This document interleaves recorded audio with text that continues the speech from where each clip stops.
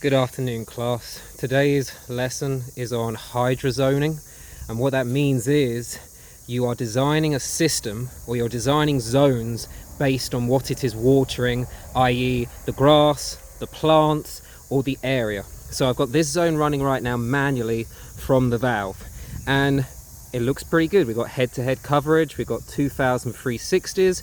It's looking pretty good. We have some dry spots, but I think it might be a controller issue. I'm going to go and check it. The problem that I'm seeing with this all looks fine, and this is where the Hydra-zoning comes in. When this zone runs, it also has this side running at the same time.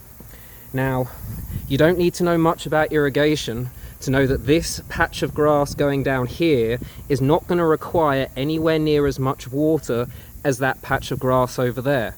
But they're on the same zone, which means that if you want this zone over here to run for, let's say, 30 minutes, that means that this zone also has to run for 30 minutes, which means that this is going to end up underwater and this is going to end up dry.